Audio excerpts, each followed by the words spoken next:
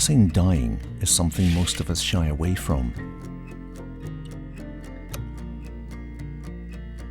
The potential discomfort is not just in the patient's mind, it's also in the minds of the doctors and nurses who are looking after them. When it comes to holding an honest conversation about dying, we need to recognise the things in us as professionals that hold us back or make it difficult.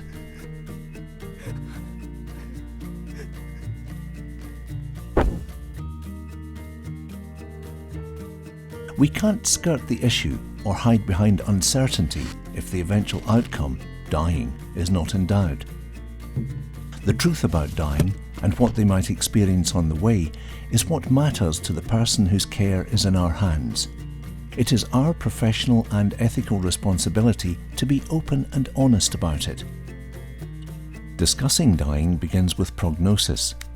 For most people, dying is a process, not just an event.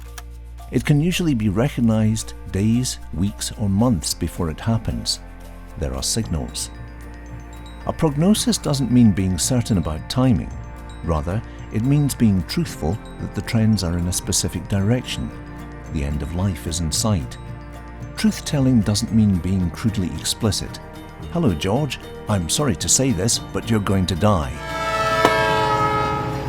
Truth-telling in relation to dying begins simply with the willingness to talk about the future.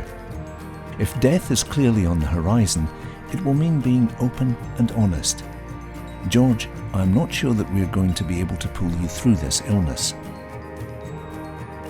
The questions we ask should prompt the patient to reflect on recent trends. "So, Mary, how do you think things have been going over the last few months?" Reflection on how things are changing leads the way to contemplating what now, what next. When it comes to our health, and even more to the prospect of dying, most of us will have fears lurking in the background. "Is there anything you are afraid of?" is a simple question, but one that allows patients to acknowledge and confront their fears with our support. Some patients prefer not to discuss their future, especially if it's about not surviving. It's simple to ask, "Would you prefer not to be having a conversation like this?" and accept the answer. If possible, and with consent, family members should be included. They will often ask questions that the patient is too frightened to ask, yet the answer is what they often want to know. Sometimes patients surrender their autonomy in favour of a family member. Sometimes a family member will be more than happy to take control. We need to be aware that this can lead to a perception of collusion, and the doctor-patient relationship can be compromised. In discussing death and dying, we can be tempted to use code words and euphemisms. For example, when referring to dying, we could say, "You might not be with us anymore." While this approach may seem kinder at the time, what is meant and what is heard are not always the same thing. We need to check that the truth has been received and fully understood. Discussing dying is not just about bringing an undesirable truth out into the open. It's about addressing the practical needs that are vital to good future care.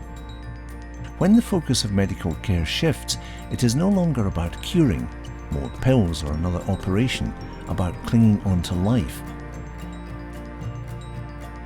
Care becomes more relevant. The emphasis is less on survival than fulfillment. It is about symptom relief and supportive care. It is about personal choices and the process of letting go. Discussing dying is the gateway to these things.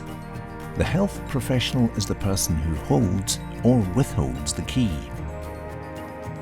Discussing dying is more than just a once-off.